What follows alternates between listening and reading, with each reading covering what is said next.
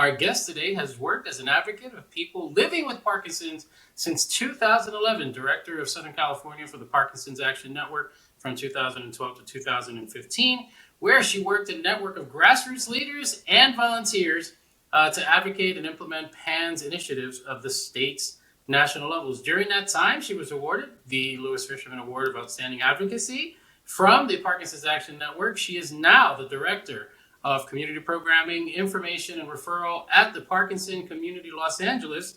Welcome, Sarah King. Thank you so much. Thanks for having me. Thanks this for the is great. Too. Yeah, we try. I'm actually curious about this topic. It's one that, when it was brought to my attention, kind of hits home because it's something that hasn't been talked about, especially in the Latino community. So, you have been doing this for over 15 years. What inspired you to become an advocate for Parkinson's? My mom. My mom had Parkinson's. She passed away now 12 years ago this year, but she had Parkinson's, and I didn't know anything about it before she was diagnosed. All I knew was Michael J. Fox.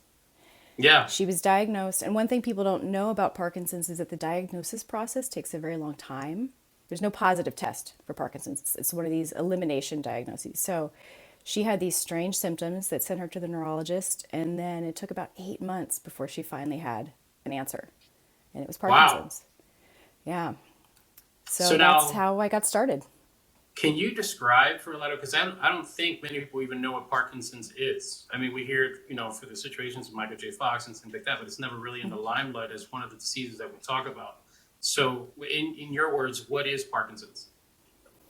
Thanks for asking, because I sure wish we talked about it more. It's actually the second leading cause of neurodegenerative delay after Alzheimer's. So it's a pretty big disease. 1 million people in the U.S. living with it. It's a movement disorder. That means that what happens in your body is a lot of movement is impacted. People who are somewhat familiar with Parkinson's will think about a tremor. People will say, oh, that's the handshaking disease, right? That certainly is one symptom of Parkinson's, but there are a lot of other movement disorder symptoms and also non-movement symptoms of Parkinson's as well.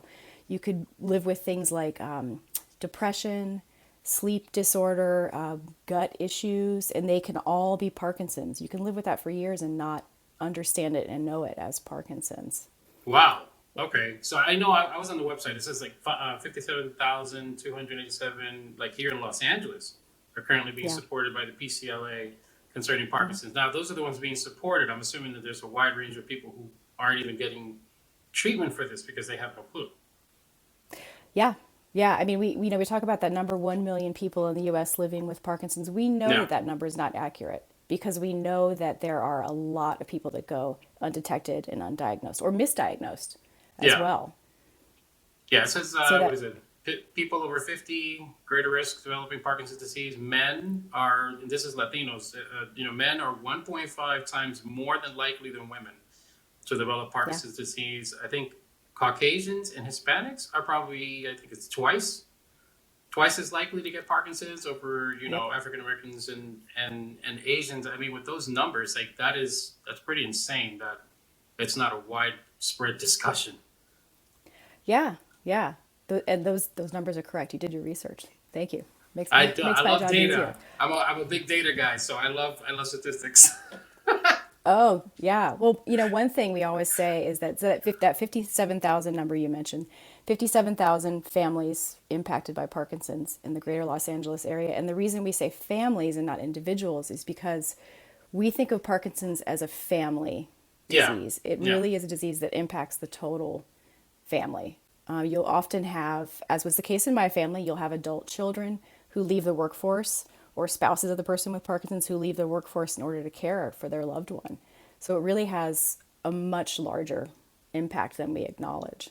Yeah, it's kind of like mental health. A lot of people don't realize that even though it only affects one person, physically and mentally, so to speak, it affects the entire family because everybody has to now, try to support whatever the situation is. I think with Parkinson's, we speak so much about, and this, I keep going back to it, we speak so much about mental health and obesity and, the different cancers and this and that, but Parkinson's just seems to get lost for whatever reason in the wind. It's almost like it's a non-existent thing unless a major celebrity decides to talk about it.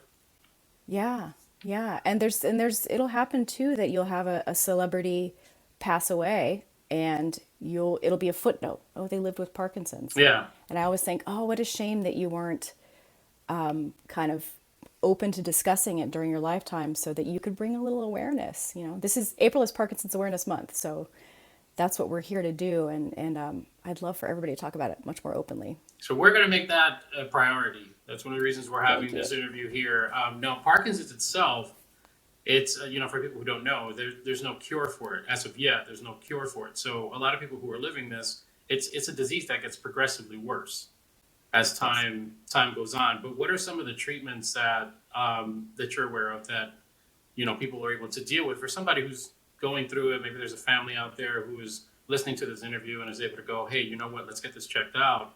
What are some of the treatments that you, in your experience, is out there for people who are going to now be dealing with this? Sure, yeah. The primary medication for Parkinson's has not changed in 50 or 60 years. Carbidopa levodopa, it's called. It's a dopamine agonist. So it helps to correct the fact that your body is not producing enough dopamine, which is what is impacting your movement. That's the primary medication. Just about everybody living with Parkinson's is going to be taking that. But there are other treatments and therapies that are available as well. There is a surgery called deep brain stimulation surgery, where electrodes are implanted in the brain that will, a sort of a pacemaker-like device will send signals to the electrodes, and they will electrify the dopamine producing part of the brain. So it replicates what you're getting with the medication, just a different delivery mechanism. That's one treatment that a lot of people will qualify for and can be life-changing for the right patient. But I would say, so in addition to those two treatments, complementary therapies are very important in Parkinson's. Exercise is probably the number one thing you can do to help slow that progression that you talked about, and to Yeah. help you live a better quality of life with Parkinson's. But therapies like speech therapy, if your speech is impacted by Parkinson's, which my mom's was, doesn't happen for every patient, but it can happen for a lot of people. Occupational therapy can be very beneficial in helping you live well with Parkinson's every day, helping you complete, activities of daily living in a high functioning way. Physical therapy, along with the exercise, can be very important if you're looking to work on specific movements or strengthening specific areas that you're having trouble with. So it's kind of a multidisciplinary approach. Your Parkinson's team is going to be a big team. It's not just going to be the It's not neurologist just, you yeah, see. the neurologist. So you're going to have quite a few people that are going to be supporting that process. And do they have to go like different centers and Yeah. things like that for it, or is there like a one-stop shop for them to be able to attend? It depends on where you're getting your Parkinson's care, but if you're fortunate to be located close to a big hospital, big research facility like we have here in LA, UCLA, USC, Cedars-Sinai, you're going to have what's called a Parkinson's clinic. So it's all these physicians coming together and collaborating on your care with you. And that's probably the best approach to Oh, treating it. very cool. Very That's cool. not available to everybody, though. It really depends on where you No, live. and yeah, I was just about to say that it's probably neighborhood dependent, depending on where you are. Do you find like the access is a little harder in like urban areas or areas like that, or do you see that it's kind of equaled out depending on where you are? access is very access is better in urban areas in that there are more movement disorder specialists. So the ideal for any Parkinson's patient is to see a movement disorder specialist. Yeah. That isn't a neurologist who's completed additional training just in the movement disorders. They're going to be the most familiar with treating Parkinson's. But they aren't available everywhere. I mean, there are huge parts of the country where you're hours from a movement disorder Oof. specialist and you're seeing a general neurologist, which can be fine. But if your general neurologist has only seen a handful of people with Parkinson's in his or her career, they're going to be less familiar with some of the nuances. Yeah. So it is ideal to see one of those specialists. Now, here in LA, we have quite a few of them, but still not enough to go around for the Okay. For the population. population size. So Yeah. the wait can be 6, 9 months sometimes to Wow. see one of these specialists for an initial diagnosis. What type Yeah, of degeneration takes place within that time frame if you're still kind of like exactly. Yeah, if you're not getting the treatment that you need, you might see bigger declines during that time. And one thing it's important, I think, to remind families living with Parkinson's of is that there are a lot of kind of peaks and Yeah. valleys with Parkinson's. So you can see sometimes a sharp decline in ability that will then come back up when you're able to get the care you need, or just based on life circumstances or situations. So, yeah, access is a big problem. Okay, so you're the director of community programming, information, and referral. That's a long title at the Yeah. Parkinson Community Los Angeles, the PCLA. Can you tell us more about the PCLA and what it does? Yeah, absolutely. We are a nonprofit organization formed in 2016, formed of Parkinson's advocates like myself. Our board and our staff are people with Parkinson's, people who love people with Parkinson's, people who care for people with Parkinson's. We also have a big medical advisory board that advises us on our programs, and we support families living with Parkinson's by providing information and resources and programs that help them access what they need to live their best life with Parkinson's. We have quite a few support groups. They're all meeting virtually right now, Yeah, still, because of COVID, probably. Yeah. because of COVID, and also, for people with Parkinson's who maybe can't drive Oh, okay. or Yeah, I are didn't even think of are that. and yeah, and serving an area as great in size as we do, people are really spread out. So then, even if you can drive, you might have to drive a while to get to an Yeah. in-person event. So it's kind of been the silver lining of the pandemic that we've been able to take all of our groups online and serve more people in that way. But we have groups for the person with Parkinson's. We have groups for care partners and family caregivers. We have a group just for men with Parkinson's. Yeah. We have a group just for women with Parkinson's. We have a range of groups, as well as our Spanish language So groups as well. So that's one of the primary ways we serve the community. how does that work? Doing it online. Are there resources that are provided to these families in order to be able to do that, or is it just like setting up your computer and going that route? Like, what happens to a person who maybe doesn't have the resources to be able to do those type of events? The equipment. Yeah.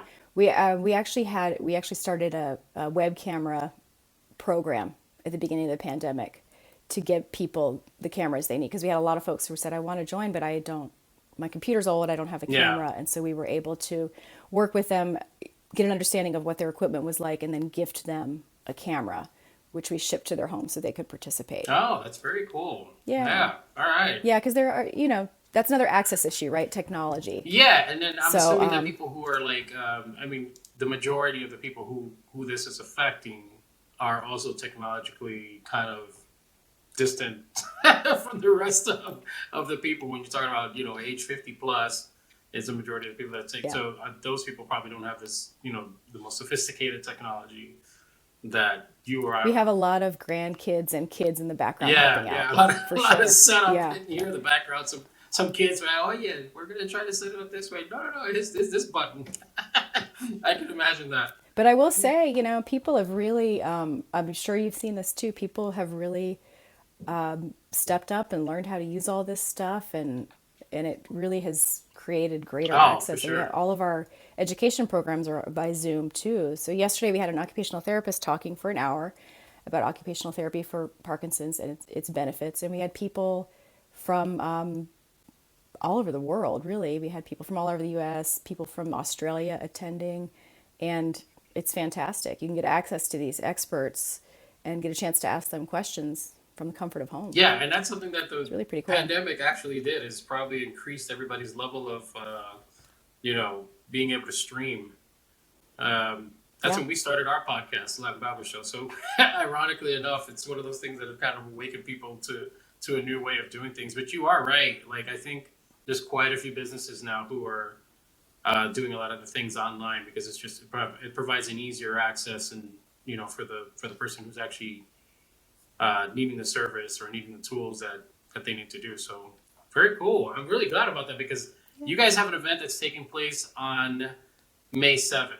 And it was announced that you guys are going to be expanding the Spanish language programming to include the inaugural Spanish language Parkinson's Education Conference. It's called Life Beyond the Basics, La Vida Más Allá de los Básicos, on Saturday, May the 7th. Can you tell us about the conference? Yes, thank you. I'm really excited about this. We hope this will be an annual event. You mentioned my long title, and among my titles is information and referral. So, one of the things I do, one of the services we offer is we have a dedicated phone line, an information line. People Yeah. call in and looking for resources. And the number one call we were getting was Spanish language resources, Spanish language support. So, we started a monthly group. And it went great, but we saw the need to expand. So last year we applied for and received a grant from the Parkinson's Foundation, the National Parkinson's organization, to expand this programming. So we've been able to increase our outreach, and we've been able to plan this conference, which initially was going to be planned to be in person, but then Omicron, Yeah. we kept it. But again, for all those benefits, we're able to, invite even more people to join us. But Saturday, May 7th, 9 a.m. to 1 p.m. Pacific time. It is going to be recorded. So if you're in a different time zone that doesn't work for you, it's going to be on our YouTube Oh, very good. channel. But we've got 9 people presenting entirely in Spanish about medications for Parkinson's, speech and physical therapy for Parkinson's. We have a researcher from the Cleveland Clinic who's going to be talking about this groundbreaking study he's doing into Latinos with Parkinson's. So he's going to be speaking as well. So we're covering a range of topics. We're also going to have a couple of movement breaks in there because it's a long time to sit in front of a computer. But it's going to be a fantastic event, all free, all virtual. All you need is to be able to click a button and join Very us. cool. Yeah. We're really We excited. have, what is it? I have the list here, or at least some of it. It says Building Your Parkinson's Care Team. That's led by Adriana Gonzalez. Physical therapy and exercises for Parkinson's, led by, I hope I'm not butchering this, it's Betsiada Cruz or Betsaida Cruz. Medications and treatments, which you and I were talking about earlier for Parkinson's, led by Natalie Diaz. And that's part of the movement disorder. She's a movement disorder specialist. One of the things we were talking about before. Large PD study led by researcher Ignacio F. Mata, PhDs from the Cleveland Clinic. Speech therapy, which is one of the things you said was affecting your mom, and that's going to be led by Patricia Miller. And we'll be speaking with Lisbeth, but I'm curious as to these movement breaks. So one of them is Zumba. How is that? How is that going to take place? Like, what are some of the things that they're going to be doing for that? Well, I'll tell you, we have a weekly dance class that Lizbeth leads for us every Monday morning, Yeah. 9 a.m. on Zoom, and it's so fun. It's so fun. She's on Zoom too. She gets up, she moves to the back of the room, and she leads everybody in movements. And she does. It's kind of a mix of things. It's not strictly Yeah. Zumba. She does kind of a mix of stuff with fun music. It's great. So I think it'll be a lot of fun. And if you're online with us, you'll see just a grid of people up and dancing, and Oh, that it's is really fun. We're also gonna have a that is something boxing I'm definitely going demonstration to too. attend. Then I will be there. You'll Yeah, see one of my little yeah. boxes as we sit in our Zumba. You got boxing with Maya Gabriela. So yeah, these are. Uh-huh. I mean, these are really like exciting. I mean, for a conference, for anybody who's trying to get the information concerning Parkinson's, or at least start getting the knowledge. You're saying this is all in Spanish. So I mean, will there be like an English translation version of this, or is that something that's going to be at least subtitles for anybody who wants to see the conference on that route? Not live, but we will have a video version Okay. that's recorded where we're going to do a translation, and we're also going to have transcripts available, Oh, Spanish very and cool. English, after the event as well. Yeah, and we did. It's based on a program that we've done every year for years in English, also called Life Yeah. Beyond the Basics. So it's the same Just idea, transferred but over to with the. all in Spanish That's and really with cool. That's awesome. It's one yeah, of the reasons why we, yeah. we you know we were able to connect is because something that we're trying to do is to promote the different methods for healthcare and so forth in the Latino community, because we have such a stigma on our side. It's one of those things where, for whatever it is, generations upon generations, we just kind of feel like if there's something wrong, oh, we can just take care of it by doing this and take care of it. We never seek the professional help that we're supposed to get in order Yeah. to, kind of get the diagnosis. I mean, a lot of it, various factors, whether you have access to help based on, documentation and things of that nature, but, or whether you have the support group around you to say, hey, let's go check this out. And then the others are like what you're saying, which just takes a really long time for people to kind of like remove the different diagnoses from everywhere until you get to that one that says, okay, this is what you seem to be going through. And so, yeah, I mean, I think that this is and you guys have other events too. So, this is just one conference, but you guys have the poetry jam and book launches. Bailados Unidos, I think, is the one that you're talking about, right? That's the one that, that's so.